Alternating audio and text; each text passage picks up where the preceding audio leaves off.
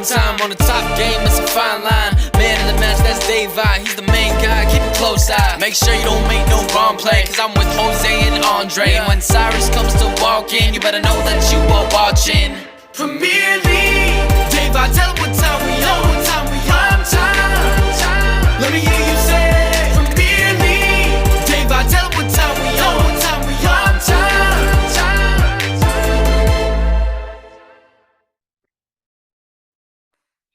Hello and welcome to Premier League Primetime, and just here with a quick update. If those who have not already heard, Thomas Tuchel has been sacked by Chelsea, and I just wanted to run through, give my own thoughts, present the ultimatum given by Todd Boehly and the rest of the Chelsea board, starting back from this summer. We look at the summer. Thomas Tuchel wanted Rafinha at all costs. He missed out, right?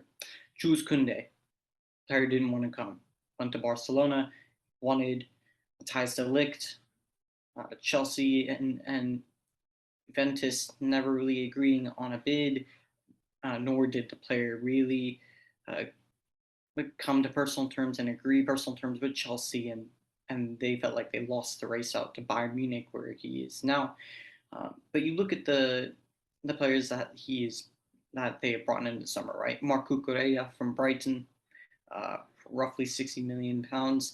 Raheem Sterling from Manchester City, another player which Tuchel expressed his desire to get for around £50 million. Kalidou Koulibaly, one of Europe's most elite centre backs of in the past decade, I'd say, for roughly £35 million. Wesley Fofana, the big signing from Leicester City, £75 million for his signature. And of course, the likes of Pierre-Emerick Aubameyang arriving from Barcelona for roughly £15 million, plus Marcos Alonso going the other way to try and reinforce that striker position, and Dennis Zakaria just to reinforce the midfield, arriving from Juventus on loan.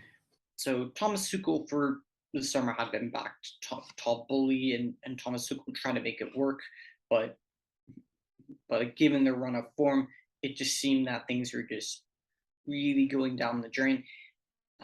Starting off at the beginning of the season, where they played Everton, where they won 1-0, but it wasn't the most convincing performance, but they got the 3 points and they moved on. And then that fiery and entertaining draw 2-2 with Tottenham Hotspur at home, where Chelsea looked like far the better side, and you could see that Tuchel was taking those summer signings and he was making the most of them. And then the horror show at Leeds, losing by 3-0, and a quite shambolic performance, to be honest with you. And then going to back at home, where they hosted and played Leicester, winning by 2-1. And again, not the most convincing performance, but they got the job done. Then away to Southampton, losing by 2-1. Again, in a poor showing away from home, and then finishing his Premier League campaign for the season as they go at home to West Ham, and they won 2-1. But there was, a lot of controversies and shouts at VAR with the whole Jared Bowen on Edouard Mendy, with the shoulder injury and whatnot, and then losing in the Champions League yesterday to Dinamo Zagreb by a 0-0, who have not really a great record in the Champions League, but losing their first game in the Champions League. And that's when Todd Boehly decided to pull the trigger, decided to start something new. And in some of the press conferences, just looking at the way Tuchel was talking, whether it was blaming the players, whether he just looked lethargic, especially watching his post-match interview yesterday after the Dinamo Zagreb game, when he was saying that this is just a matter of reality. And I'm thinking to myself, I don't really hear managers talk like that unless if they're basically asking for the sack, or if they are more or less bound to be sacked.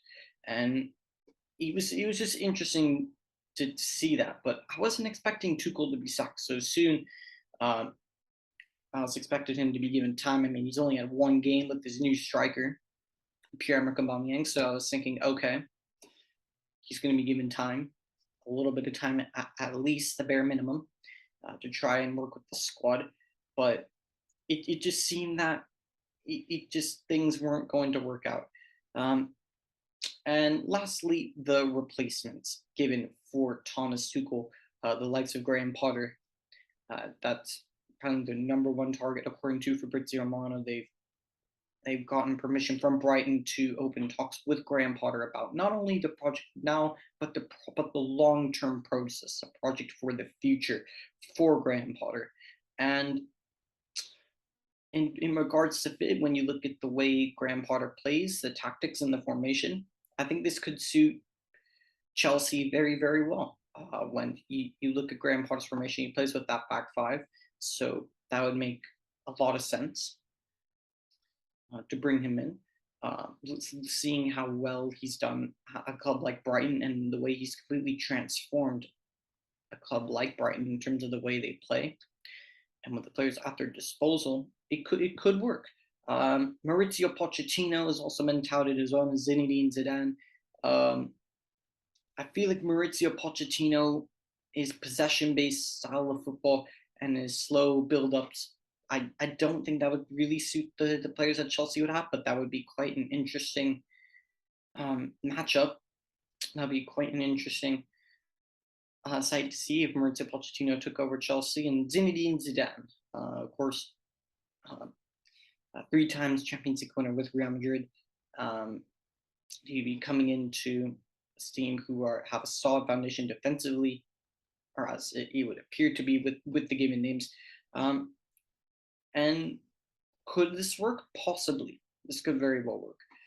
But in my opinion, as I mentioned earlier, I don't think it was the right decision to sack Thomas Tuchel quite yet, but I'm not surprised that this has happened, given the run of Chelsea's form, given them losing the Champions League as well. This was just sort of, in a sense, you could see it coming, but at the same time, one really couldn't see it happening this early.